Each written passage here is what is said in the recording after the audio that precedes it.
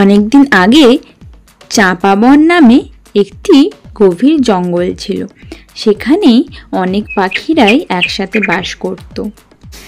কাক ময়নাটির অনেক সুন্দর সুন্দর বাড়ি ছিল, কিন্তু তাদের মনে ছিল প্রচুর হিংসা। একদিন টুনি তাদের কাছে আসে। কাক ভাই, তোমরা সবাই ভালো আছো তো? আমার না খুব একা একা লাগছিল, তাই আমি তোমাদের কাছে এলাম। এই টুনি, তুই কেন আমাদের কাছে এসেছিস রে? তুই গরিব, তো তোর সাথে মিশলে আমরাও গরিব হয়ে যাব। তুই একদম আসবি। এটা তুমি কি বলছো কাক ভাই? গরিব বলে কি তোমাদের সাথে আমি মিশতে পারবো না? না রে টুনি, পারবি না। চড়ুই বোন, আমি গরিব বলে তুমিও আমাকে এরকম বলবে? ঠিক আছে, আমি চলে যাচ্ছি এখান থেকে। আমি আর আসবো না তোমাদের কাছে। এই বলে টুনি সেখান থেকে চলে গেল এবং সে তার বাড়িতে গিয়ে টুনার কাছে কাঁদতে লাগলো। টুনা, আমরা কেন এত গরিব? মানুষের কাছে গরিবের কোনো দাম নেই। যার টাকা আছে তারাই এই পৃথিবীতে বাঁচতে পারে। আমাদের মতো গরিবদের এই পৃথিবীতে কোনো জায়গা নেই। টুনি, তুমি মন খারাপ করো না।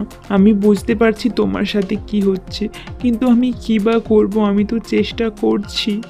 হে ঈশ্বর! টুনি, তুমি ভেঙে পড়ো না। দেখবে ঈশ্বর ঠিকই আছেন, তিনি সবই দেখছেন। তিনি নিশ্চয়ই আমাদের জন্য ভালো কিছু ভেবে রেখেছেন। সবাই যা বলছে বলতে দাও। আমরা গরিব ঠিক আছে, কিন্তু আমরাও তো একজন প্রাণী। দেখবে আমাদেরও একদিন ভালো দিন আসবে। ঈশ্বরের কাছে প্রার্থনা করো। একদিন টুনি সবজি কিনতে যায়। দাদা, এই সবজিগুলো কত করে? আমাকে একটু কিছু ভালো ভালো সবজি দাও তো, আমি ঘরে নিয়ে গিয়ে রান্না করব। ভালো ভালো সবজি দেবেন কিন্তু। এই টুনি পাখি, তুই তো খুব গরিব রে। তোর কাছে কি টাকা আছে নাকি? আমরা কিন্তু ধারে কোনো জিনিস দিই না। হ্যাঁ, ও তো ঠিকই বলেছি, টাকা নেই, এমনি এমনি সবজি কিনতে চলে এসেছি। যা এখান থেকে, যা বলছি।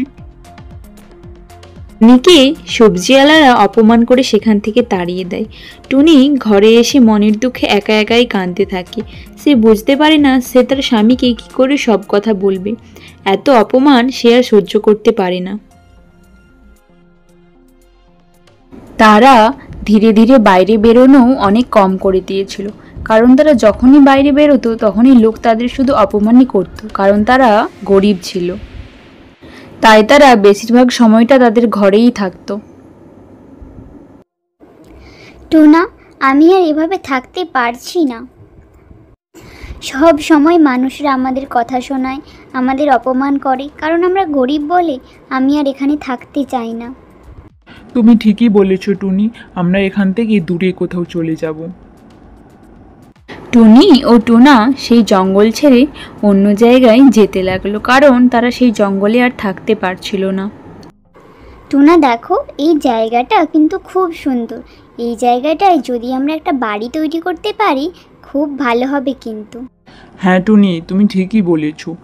সুন্দর তো খুবই, কিন্তু আমরা দুজন কি করে একটা বাড়ি তৈরি করব বলো তো?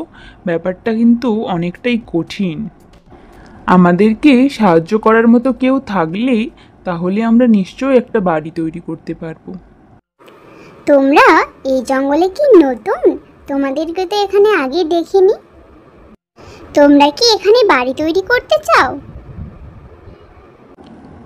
হ্যাঁ গো, আমরা এখানে বাড়ি তৈরি করতে চাই। আমরা আমাদের আগের বাড়িতে আর যেতে চাই না। টুনা তাদের সব ঘটনা খুলে বলল, কিভাবে তারা দিনের পর দিন অপমানিত হয়ে আর না সইতে পেরে এখানে চলে এসেছে। এখন আমরা চাই একটা সুস্থ সুন্দর জীবন কাটাতে।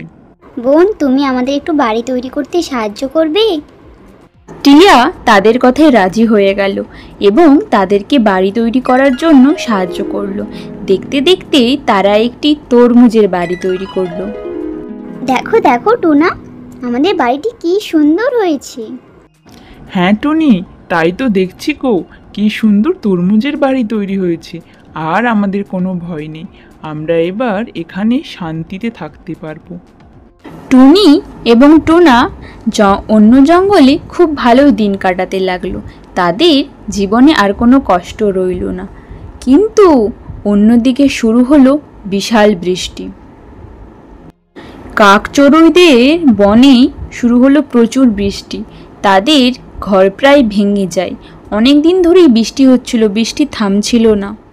কি যে করা যাবে, এই বৃষ্টি তো থামছেই না। এরকম চললে আমরা কি করে বাঁচবো? আমাদের ঘর তো ভেঙে যাবে।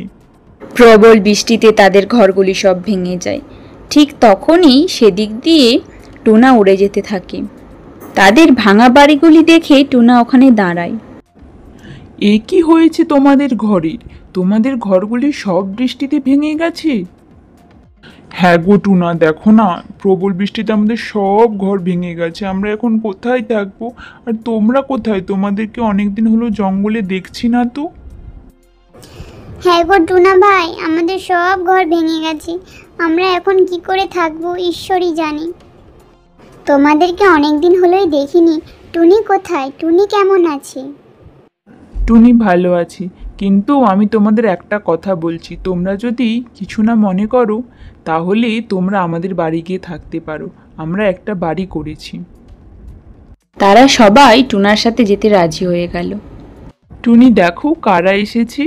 ওদের বাড়ি বৃষ্টিতে ভেঙে গিয়েছে, ওদের কাছে থাকার জায়গা নেই। তুমি ঠিকই করেছো ওদেরকে এনেছো। আমি হলে একই কাজ করতাম। ওরা এখানে থাক যতদিন না নতুন বাড়ি তৈরি হচ্ছে। টুনি বোন, তোমার অনেক ধন্যবাদ। তুমি আমাদের এই বিপদে সাহায্য করলে, অথচ তোমাকে আমরা কত লাঞ্ছনা গঞ্জনা করেছি। কাক ভাই, তোমরা যে নিজের ভুল বুঝতে পেরেছো, এটাই অনেক। টুনি তাদেরকে কদিন নিজের কাছে রাখলো। তাদের ভালো করে খাতির যত্ন করলো এবং তাদেরকে খেতেও দিল।